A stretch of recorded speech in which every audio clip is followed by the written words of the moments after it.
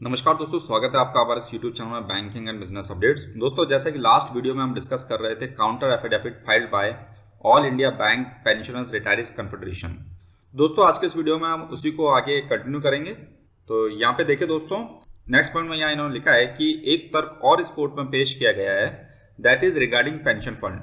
उसके बारे में यहाँ इन्होंने लिखा है कि पेंशन फंड समय की अवधि के साथ कई गुना बढ़ गया है और 31 मार्च 2017 तक यह राशि 11,032.28 करोड़ रुपए हो गई है। रेगुलेशन 5(2) के आधार पर यह तर्क दिया जाता है कि पेंशन फंड का उपयोग रेगुलेशन के अनुसार केवल पेंशन या पारिवारिक पेंशन के भुगतान के लिए किया जा सकता है। यह बताया गया है कि पेंशन पारिवारिक पेंशन के लिए किया गया औसत भुगतान वार्षिक वृद्धि का मामूली 23.91% है। इसके अलावा 31 मार्च 2010 के बाद सेवा में शामिल होने वाले कर्मचारी PFRDA योजना के अंतर्गत आते हैं। इस प्रकार सेकंड रेस्पोंडेंट की पेंशन लायबिलिटी जो है समय के साथ समाप्त हो जाएगी। अब यहाँ पे ये आरोप है कि सेकंड रेस्पोंडेंट पेंशनर और उसके जैसे सेवानिवृत्त कर्मचारियों के कारण पेंशन को वैध रूप से रोक रहा है और पेंशन फंड का उपयोग डिविडेंड और अन्य उद्देश्यों के भुगतान के लिए कर रहा है।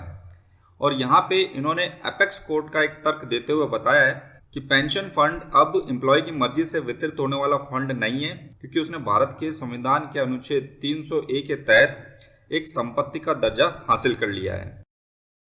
आगे यहाँ इन्होंने लिखा है कि लर्नर स्टैंडिंग काउंसिल ने तर्क दिया कि पेटिशनर की ओर से पेश किए गए तर्कों का कोई कानूनी समर्थन नहीं है और केवल एक ही प्रश्न पर विचार किया जाना चाहिए कि क्या रेगुलेशन के शर्तों के अनुसार पेंशन का वितरण किया जा रहा है या नहीं। इसके जवाब में यहाँ इन्होंने लिखा है कि रेगुलेशन 35(1) स्पष्ट रूप से कहता है कि basic pension shall be updated as per the formula given in appendix 1। Petitioner ने ऐसा कोई भी केस फाइल नहीं किया है जिसमें यह कहा हो कि pension updation as per appendix 1 के अकॉर्डिंग नहीं हो रही है। विवाद इस बात पे है कि pension updation central civil service pension rule के बेसिस पे हो या कम से कम RBI कर्मचारियों की पेंशन में संशोधन के साथ साथ हो, and the same is too far fetched to be accepted. आगे लिखा है कि MC Singla versus union India 2012 SCC online 7136 में इसी मुद्दे पर पंजाब और हरियाणा उच्च न्यायालय द्वारा विचार किया गया और खारिज कर दिया गया। आगे इन्होंने लिखा है 29 अक्टूबर 1993 को बैंक मैनेजमेंट और यूनियन के बीच इस बात पे समझौता हुआ था कि pension scheme should be broadly on central government और Reserve Bank of India pattern. लेकिन पेंशन रेगुलेशन में रेगुलेशन 56 को छोड़कर ऐसा कोई प्रावधान नहीं है जो ये निर्धारित करता है कि रेगुलेशन के लागू होने के मामले में संदेह की स्थिति में केंद्रीय सिविल सेवा नियम 1972 या केंद्रीय सिविल सेवा नियम 1981 के रिलेवेंट प्रोविजन को कंसीडर किया जा सकता है, जो कि केंद्र सरकार के कर्मचारियों के लिए लागू है। अब यहाँ क्लियर है कि कन्फ्यूजन की स्थिति में रेगुलेशन 56 को इन्वॉल्व किया जाना चाहिए, लेकिन रेस्पोंडेंट बैंक ने तर्क दिया है कि रेगुलेशन के लागू होने में कोई कन्फ्यूजन नहीं है, क्योंकि रेगुलेशन 35(1) में क्लियर है कि बेसिक पेंशन और एडिशनल पेंशन जहां भी लागू हो अपेंडिक्स 1 में दिए गए फॉर्मूले के अकॉर्डिंग अपडेट की जाएगी। आगे तर्क है कि पेटिशनर के पास भी कोई मामला नहीं है कि मूल पेंशन को अपेंडिक्स 1 में गिवन फॉर्मूले के अनुसार अपडेट नहीं किया जा रहा है। इस तर्क को पुष्ट करने के लिए MC सिंगला में पंजाब और हरियाणा उच्च न्यायालय के निर्णय को देखा जा सकता है। नेक्स्ट पॉइंट में उन्होंने लिखा है कि MC सिंगला में निर्णय रेगुलेशन 56 को अलग अलग मानते हुए दिया गया था। मौजूदा मामले में तर्क है कि पेंशन फंड के गठन के पीछे जो उद्देश्य था उस उद्देश्य से अलग यहाँ कोई और विचार नहीं है। रेगुलेशन 5(2) स्पष्ट रूप से स्पष्ट करता है कि फंड का एकमात्र उद्देश्य कर्मचारी या उसके परिवार को रेगुलेशन के अनुसार पेंशन या पारिवारिक पेंशन का भुगतान करना है।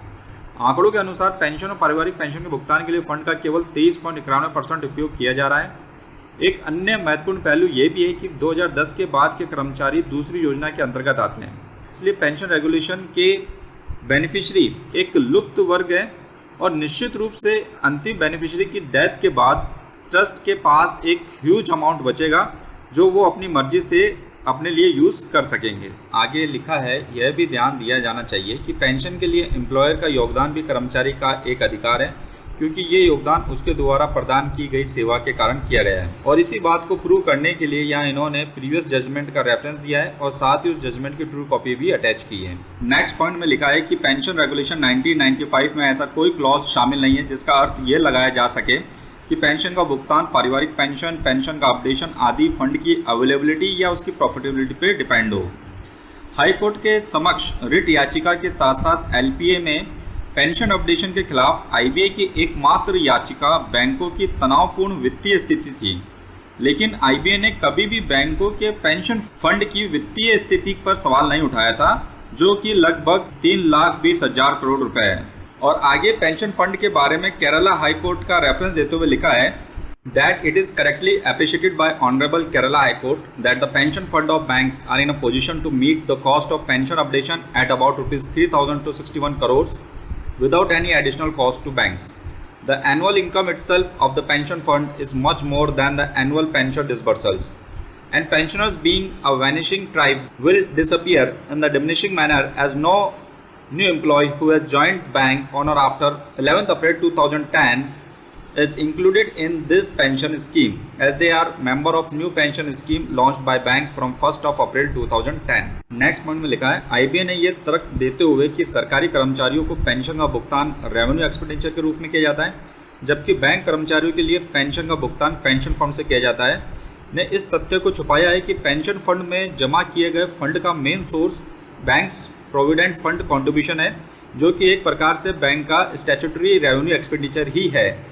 पेंशन फंड में additional actual credit accrual calculation के बेसिस पे बैंक द्वारा किया जाता है, ये भी एक प्रकार का रेवेन्यू एक्सपेंडिचर ही है और बैंक्स इसको करने के लिए लीगली बाउंड है।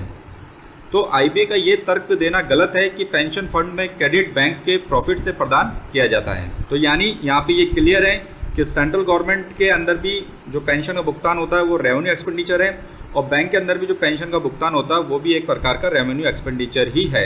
आगे इन्होंने लिखा है कि वर्ष 1966 से आईबीए सभी पब्लिक सेक्टर बैंक्स और कुछ प्राइवेट बैंक्स की ओर से आमतौर पर industrial relation, service condition, veg revision and pension related मामलों से संबंधित वार्ता के लिए एकमात्र एसोसिएशन है।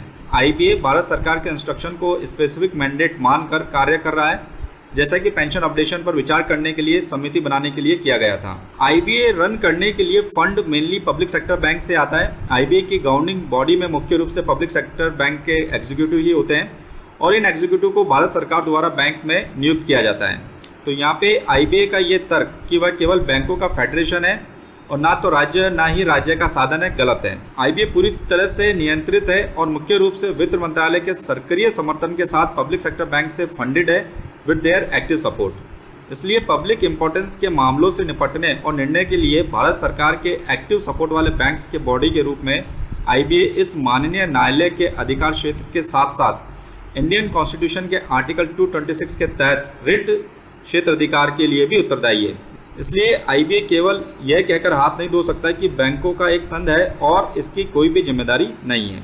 और लास्ट पॉइंट में यहाँ इन्होंने लिखा है कि माननीय उच्च न्यायालय ने रिट याचिकाओं को खारिज करते हुए उल्लेख किया था कि पेंशनभोगी अपनी शिकायतें बैंक ट्रेड यूनियन के माध्यम से उठा सकते हैं। उस वक्त इस फैक्ट को इग्नोर कर दिया गया था कि पेटिशनर्स और बैंक पेंशनर्स ना तो बैंक ट्रेड यूनियन के सदस्य बन सकते हैं और ना ही बैंक आईबीए भारत सरकार उन्हें रिटायर्ड बैंक एम्प्लॉयज़ ऑर्गेनाइजेशन के माध्यम से अपनी शिकायत दर्ज कराने की अनुमति देते हैं, जो कि वास्तव में एक डिग्निटी लाइफ के अधिकार का गंभीर रूप से उल्लंघन कर रहा है।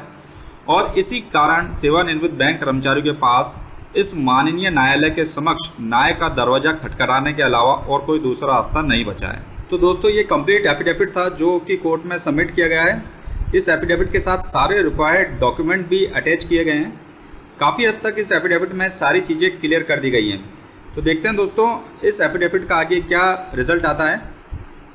हम हमारे इस यूट्यूब चैनल पर दोस्तों इसी तरह की इन्फॉर्मेशन पोस्ट करते हैं। अगर आप इसी तरह की इन्फॉर्मेशन जुड़े रहना चाहते हैं तो आज ही हमारे यूट्यूब चैनल सब्सक्राइब करें।